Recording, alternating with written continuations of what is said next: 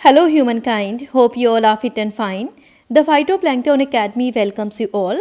And आज हम compare करेंगे among idealism, naturalism and pragmatism. Idealism philosophy को हम ऑलरेडी डिटेल में कवर कर चुके हैं, जहाँ पर हमने आइडियाज़ के सुप्रीमेसी की बात की थी and it is one of the oldest philosophy. आज हम नेचुरलिज्म एंड प्रेगमेटिज्म भी देखेंगे, जिसमें नेचर की सुप्रीमेसी होती है, एंड प्रेगमेटिज्म जो कि प्रेगमा वर्ड से बना है ग्रीस के, जिसका मतलब होता है यूज़. तो जो भी ह्यूमन बींग्स के लिए यूज़फुल होता है उसकी ये बात करते हैं. बेसिक फिलोसफिकल फीचर्स देखते हैं तो आइडियलिज्म बिलीव्स करते हैं एग्जिस्टेंस ऑफ गॉड में, जबकि नेचुरलिज्म गॉड का एग्जिस्टेंस नहीं मानते. ये कहते हैं कि जो भी कुछ नेचर में प्रेजेंट है वही सुप्रीम है. जबकि बच्चों प्रैग्मेटिस्ट जो होते हैं वो थोड़ा सा लॉजिकल वे में कहते हैं कि गॉड को मानना है क्योंकि गॉड को मानने से हमें फ़ायदा होता है. देखिए इनका लॉजिक मैं आपको बताती हूँ यहाँ पर. इसके एक प्रोपोनेंट है पास्कल वेगर, जिनके व्यूज़ के अकॉर्डिंग वो क्या कहते हैं, इफ़ गॉड एग्जिस्ट, अगर गॉड एग्जिस्ट करता है और मैं गॉड में बिलीव करूँ तो मैं हेवन में जाऊँगा, यानी कि जन्नत में जाऊँगा, विच इज़ इनफाइनाइटली गुड, जो कि हमेशा के लिए सही होगा, अच्छा होगा. लेकिन अगर गॉड एग्जिस्ट करता है और मैं गॉड में नहीं मानता तो मैं हेल में जाऊँगा, जो कि हमेशा के लिए बुरा होगा. But if God does not exist, अगर गॉड एग्जिस्ट नहीं करता हुआ और मैं गॉड में मानूँ या नहीं मानूँ तो मुझे जो भी फ़ायदा या नुकसान होगा वो फाइनाइट होगा, इसी अर्थ पे रह जाने वाला है. तो इस वजह से मुझे गॉड में मानना चाहिए, क्योंकि गॉड में मानने से मुझे फ़ायदा हो रहा है. अगर मैंने गॉड में मान लिया तो मैं इनफाइनाइटली गुड हो सकता हूँ. तो ये कहते हैं कि गॉड में मानना एक अच्छा है, लॉजिकली अच्छा है, वो एग्जिस्ट करे ना करे, अगर हमने मान लिया तो हमारे फ़ायदे की चीज़ है. Okay, according to idealism universe is God creation, universe को गॉड ने बनाया है, जबकि नेचुरलिस्ट कहते हैं कि यूनिवर्स जो है वो नेचर का क्रिएशन है. बच्चों मैंने यहाँ पे कलर से थोड़ा रिप्रेजेंट किया है. यहाँ पे येलो कलर मैंने आइडियलिज्म को दिया है, नेचुरलिज्म को ग्रीन कलर एंड प्रैग्मेटिज्म को पिंक कलर. आगे की स्लाइड्स में भी इसी तरह का कलर मिलेगा आपको समझने के लिए. प्रैग्मेटिस्ट कहते हैं कि यूनिवर्स को मैन ने क्रिएट किया है, एंड आइडियलिज्म के अकॉर्डिंग अल्टीमेट रियलिटी स्पिरिचुअल होती है, physical world is just a reflection. देखिए रिफ्लेक्शन क्या होता है, जब हम मिरर के अंदर अपना चेहरा देखते हैं तो किस तरीके से हमारा चेहरा वहाँ पे दिख पाता है, लाइट का रिफ्लेक्शन होता है जिसके ज़रिए हम अपने फेस को देख पाते हैं. अगर हम मिरर के सामने से हट जाएं तो कुछ भी नहीं बचता, कुछ भी आप मिरर के अंदर नहीं पाएंगे.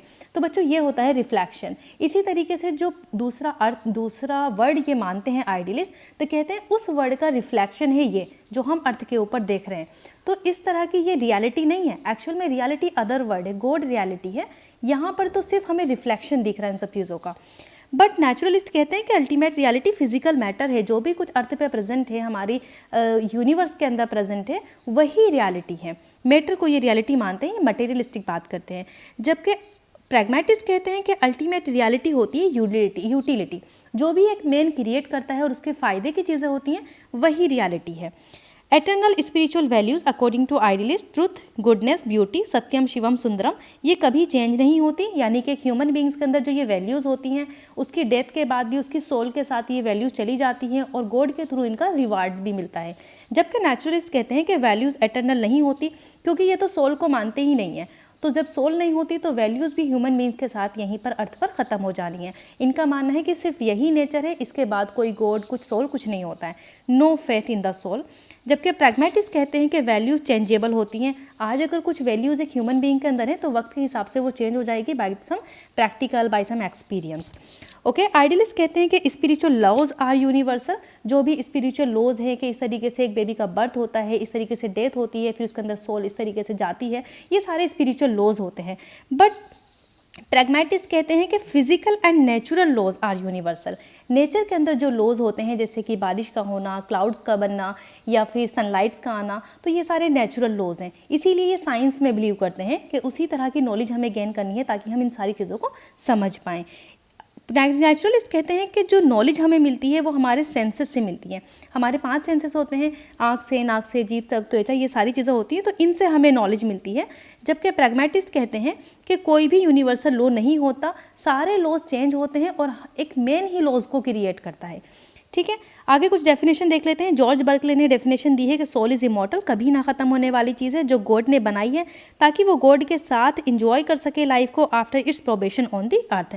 हॉकिंग के according naturalism is a metaphysics which considers nature as a whole of reality and it excludes what's is super natural.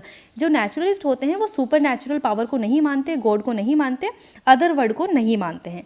ठीक है, यहाँ पे प्रैग्मेटिज्म की डेफिनेशन विल डुरान के जरिए है कि pragmatism is the doctrine that truth is the practical efficacy of an idea. Principles अगर देखें तो स्पिरिट एंड माइंड रियलिटी को कॉन्स्टिट्यूट करते हैं, जबकि नेचुरलिज्म में मैटर ही रियलिटी को कॉन्स्टिट्यूट करता है और जो माइंड होता है वो मैटर पर डिपेंड करता है, यानी कि जो ऑलरेडी अर्थ पर एग्जिस्ट है उसी के बाद हम सोचना शुरू करते हैं उनके बारे में। जबकि प्रैग्मेटिस्ट कहते हैं कि मेन नेचर क्रिएट्स करता है रियलिटी को by the practical. According to idealist, man being spiritual is the supreme creation, man ही सुप्रीम क्रिएशन है। जितने भी मैन के अलावा चीज़ें गॉड ने यहाँ पर बनाई हैं वो सब मैन की लाइफ को फैसिलिटेट करने के लिए बनाई गई हैं, जैसे एयर का बना हुआ है, प्लांट्स का बना हुआ है, रिवर, वाटर, सारी चीज़ें मैन की लाइफ को फैसिलिटेट करती हैं। जबकि नेचुरलिस्ट कहते हैं कि नेचर सुप्रीम है, ठीक है। And according to pragmatism, actions, experience, these are the real thing and these are actually supreme things. यहाँ पर God is the source of knowledge, God के ज़रिए नॉलेज मिलती है, जबकि प्रैग्मेटिस्ट कहते हैं कि नेचर के ज़रिए नॉलेज मिलती है, it is the source of knowledge. Pragmatist कहते हैं कि man is the active being and he himself is the source of knowledge. जब वो प्रैक्टिकल्स करते हैं, एक्शंस करते हैं, एक्सपीरियंस लेते हैं, उसके थ्रू उनको नॉलेज मिलती है। According to idealist, laws of universe, laws of nature and laws of flexibility. Pragmatist कहते हैं कि लॉज फ्लैक्सिबल होते हैं, ये कभी भी परमानेंट नहीं होते हैं, everything is in the process of change. Aims of education में देखें, self realisation is the ultimate of idealist, self expression and self preservation is the aim of naturalist. तो ये क्या होता है? एक्सप्रेशन का मतलब होता है कि हर एक इंडिविजुअल के पास एबिलिटी होती है कि वो नॉलेज को एक्वायर करे थ्रू द नेचर, तो इसको प्रमोट करते हैं नेचुरलिस्ट। एंड सेल्फ प्रिजर्वेशन, क्योंकि ये मानते हैं कि गॉड तो एग्जिस्ट करता नहीं है, तो जो भी कुछ लाइफ के ऊपर, इस अर्थ के ऊपर है, ह्यूमन बींग्स, उनको यहीं पर ख़त्म हो जाना है, तो उनको अपनी लाइफ को प्रिजर्व करना है, तो इस तरह की नॉलेज गेन करनी है ताकि बेहतर लाइफ हो। इसी वजह से ये हेल्थ एजुकेशन, फिजिकल एजुकेशन की बात भी करते हैं, ठीक है। अनदर सेल्फ सफिशिएंसी, प्रैग्मेटिज्म कहते हैं कि प्रैक्टिकल्स के जरिए इंसान को इस तरीके से रियलिटी को क्रिएट करना है ताकि वो सेल्फ सफिशिएंट हो और वो ह्यूमन बीइंग का वेलफेयर भी हो। यहाँ पर स्पिरिचुअल डेवलपमेंट की बात होती है, जबकि नेचुरलिज्म में हम living in harmony with the nature के साथ किस तरीके से हार्मनी में रहना है, ये सारी बातें करते हैं। यहाँ पर कैरेक्टर डेवलपमेंट होता है, जबकि नेचुरलिज्म में हम training for the complete life, whole life की ट्रेनिंग होती है। जैसे कि नेचर के अंदर जो भी फिनोमिना होते हैं, रेनफॉल का फिनोमिना होता है या फिर कुछ हार्मफुल फिनोमिना जैसे कि फ्लड्स हुआ, अर्थक्वेक्स हुआ, तो इन सब से जो नुकसान होते हैं तो ह्यूमन बीइंग उसके थ्रू सीखता है, तो ये सारी लाइफ की ट्रेनिंग होती है। एडजस्टमेंट टू द एनवायरनमेंट, अगर एनवायरनमेंट के साथ ह्यूमन बीइंग्स एडजस्ट हो जाते हैं तो वही सर्वाइव कर सकते हैं। अकॉर्डिंग टू डार्विनियन फिलोसफी, वो भी यही कहते हैं, डार्विनियन की थ्योरी, कि सर्वाइवल ऑफ द फिटेस्ट, जो जितना बेहतर तरीके से सर्वाइव कर जाएगा अर्थ पर, वही यहाँ पर रह सकता है, ओके। बट प्रैग्मेटिस्ट के अकॉर्डिंग बेटर लिविंग स्टैंडर्ड, मतलब इनका जो एम ऑफ एजुकेशन है वो इस तरीके से है कि हमें एजुकेशन इस वे में हासिल करनी है ताकि ह्यूमन बींग्स का जो लिविंग स्टैंडर्ड है वो बढ़े, ह्यूमन बींग्स का वेलफेयर हो। And they know that education is not the preparation of life, जो हम एजुकेशन हासिल कर रहे हैं वो सिर्फ प्रिपरेशन नहीं है हमारी लाइफ की, but it is life in itself. ये सारे प्रैक्टिकल्स हमें होल लाइफ सीखने होते हैं, होल लाइफ हम प्रैक्टिकल्स करते हैं, एक्सपीरियंस करते हैं, उसके थ्रू सीखते हैं, दैट इज़ प्रैग्मेटिज्म।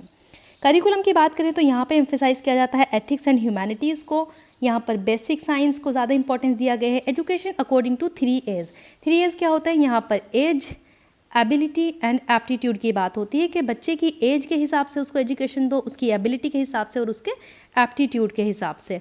जबकि प्रैग्मेटिस्ट कहते हैं कि stress on the utilitarian subject, जो भी सब्जेक्ट्स एक किसी के फ़ायदे के लिए होते हैं, ह्यूमन बीइंग के फ़ायदे के लिए, उन्हीं को पढ़ाना चाहिए।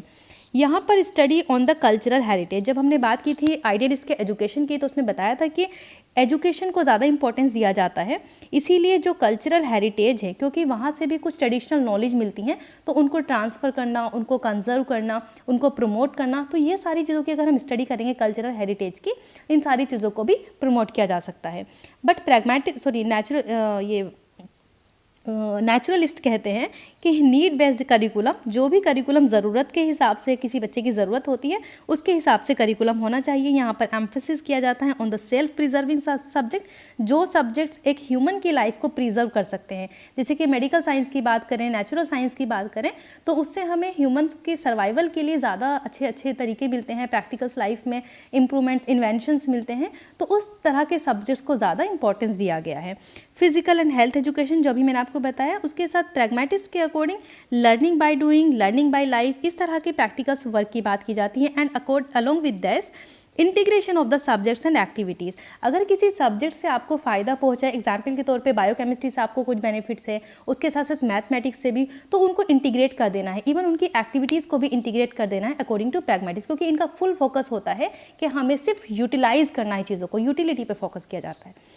नेक्स्ट बच्चों, यहाँ पे मैंने आइडियलिस्ट को पूरा डिटेल में बताया, इसको आप जाकर देख सकते हैं। ओके, मेथड्स ऑफ टीचिंग की बात करें तो यहाँ पे narration, discussion, question answer, conversation method, inductive, deductive, lecture method and playway method की बात है। नेचुरलिस्ट के according experience is the best teacher, यहाँ पे टीचर्स को कम इंपॉर्टेंस दिया जाता है। कहते हैं कि बच्चा खुद एक्सपीरियंस से सीखता है, बाहर जाके ऑब्जर्व करके सीखता है। इंडिविजुअलाइज्ड इंस्ट्रक्शन, ये क्लास इंस्ट्रक्शन को कम इंपॉर्टेंस देते हैं। कहते हैं कि बच्चे के अंदर खुद के अंदर एबिलिटी होती है कि वो इंडिविजुअल तरीके से नेचर के थ्रू सीखें। Then self education, social learning through the participation, social activities में पार्टिसिपेट करें और उसके थ्रू वो लर्निंग को एक्वायर करें। यहाँ पे प्रोजेक्ट मेथड, क्योंकि यहाँ पे प्रैक्टिकल वर्क की बात होती है। Learning by doing, integration of activities and experience. Discipline, यहाँ पे इनर डिसिप्लिन होता है जिसको हम इम्प्रेशनिस्टिक भी कहते हैं, क्योंकि टीचर को ऐसा इम्प्रेशन क्रिएट करना है बच्चे के ऊपर कि बच्चा उसको अपना रोल मॉडल समझे और उसको एम्यूलेट करे, यानी कि उसको इमिटेट करे, उसका जो भी टीचर एक करता है उसको अपना रोल मॉडल मान के उसी को फॉलो करे। तो इस तरह का इम्प्रेशनिस्टिक डिसिप्लिन होना चाहिए। बट नेचुरलिस्ट के अकॉर्डिंग डिसिप्लिन नेचुरल कॉन्सिक्वेंसेज होता है। देखो, इस तरह के डिसिप्लिन को मैं अपनी आइडियोलॉजी में नहीं मानती, क्योंकि ये थोड़ा सा अलग है। इनका कहने का मतलब है कि इंसान खुद से गलती करे, खुद से सीखे, जबकि हमें दूसरों की गलती से सीखना चाहिए अकॉर्डिंग टू मी। यहाँ पे कहते हैं कि नेचुरल कॉन्सिक्वेंस, एग्जाम्पल के तौर पे एक बच्चा चल के जा रहा है, ठीक है, और उसका हेड बहुत तेज से रन कर रहा है वो, और उसका हेड कहीं पे स्टक कर जाता है, तो उसको सीखना है मुझे इस तरीके से रन नहीं करना। अगर एक बच्चा नाइफ का यूज़ कर रहा है, उसने गलत तरीके से यूज़ किया, उसके कट लग जाता है, तो उसको समझ में, यानी कि नेचर के कॉन्सिक्वेंस से सीख रहा है। तो हर बार तो बच्चा नेचर के कॉन्सिक्वेंस से सीखेगा तो उसकी तो लाइफ इसी चीज़ में ख़त्म हो जाएगी। लेकिन यहाँ पे किसी पनिशमेंट की बात नहीं होती, एकदम फुल फ्रीडम दी जाती है, full freedom to the child. School organisation is just a free society. Pragmatist के अकॉर्डिंग सोशल डिसिप्लिन होना चाहिए, बच्चों को सोशल एक्टिविटीज़ करें, उसके थ्रू वो डिसिप्लिन सीखे कि कहाँ पे किस तरीके से रिएक्ट करना है, और उसके साथ साथ उसको सेल्फ डिसिप्लिन भी आता है। ठीक है, नेक्स्ट यहाँ पे रोल ऑफ टीचर, टीचर का क्या रोल है, तो आइडियलिस्ट सभी जानते हैं कि टीचर का एक बहुत बड़ा रोल दिया गया है। वो फ्रेंड्स, फिलोसफर, गाइड की तरह एक्ट करता है, और यहाँ पे गाइड से करता है पीपल को इन सच ए वे कि वो सेल्फ रियलाइजेशन को अटेन करें। सेल्फ रियलाइजेशन होता है जब एक बच्चा अपने आप को समझ लेता है कि वो क्या है, उसका सेल्फ रियलाइजेशन होता है, यानी कि उसकी अंडरस्टैंडिंग डेवलप हो जाती है, उसके जो मैच्योरिटी लेवल आता है वो हायर हो जाता है। ओके, यहाँ पर टीचर्स का क्या रोल होता है नेचुरलिस्ट के अकॉर्डिंग, मेयरली एन ऑब्जर्वर, सिर्फ एक ऑब्जर्वर होता है टीचर, उसको कुछ ज़्यादा राइट्स नहीं होते। इवन यहाँ इसकी जस्ट अपोजिट होता है ना, आइडियलिस्ट के जस्ट अपोजिट होता है नेचुरलिज्म, तो ये यहाँ पर टीचर्स को कम इंपॉर्टेंस दिया गया है। जबकि प्रैग्मेटिज्म में जो टीचर होता है वो एक हेल्पर और गाइड की तरह होता है। इसको आप ऐसा समझ लें कि जैसे आप लैब के अंदर कुछ वर्क कर रहे हैं तो वहाँ पे सारा वर्क तो आप ही को करना होता है, लेकिन टीचर आपको गाइड करता है कि ये इस तरीके से नहीं होना, ऐसे होना है। तो टीचर सिर्फ आपको देखता रहता है, ऑब्जर्व करते रहता है, वहाँ पर जब जरूरत पड़ती है तो गाइड करता है, डायरेक्ट करता है। डेवे ने कहा है the teacher is a guide and director, he steers the boat but energy that propels is must come from those who are learning. Teachers की job is keep learning alive, मतलब teacher की ऐसी job होती है जो learners को हमेशा alive रखें, उसके क्या पर्पज़ हैं, क्या कैपेसिटीज़ हैं और क्या उसकी लिमिटेशंस हैं। चीफ एक्सपोनेंट्स होते हैं Swami Dayanand, Swami Vivekanand, Mahatma Gandhi, Rabindranath Tagore, Aurobindo, Plato, Emile Kant and Froebel. Naturalist में Swami Vivekanand, John Dewey, Francis Bacon, Rabindranath Tagore, Rousseau and Herbert Spencer. यहाँ पर ये चार्ल्स सैंडरसन जो इसके फादर भी हैं प्रैग्मेटिस्ट के, William James, John Dewey and Bhimrao Ambedkar. अच्छा, यहाँ पे अगर हम उसकी बात करें फादर की, तो यहाँ पे आइडियलिस्ट के फादर होते हैं प्लेटो, और नेचुरलिस्ट के होते हैं एमाइल जोला, ये आप याद रख सकते हैं, और यहाँ पे चार्ल्स सेंटर पियर्सन। ओके बच्चों, आपको कोई सी भी फिलॉसफी पढ़नी है,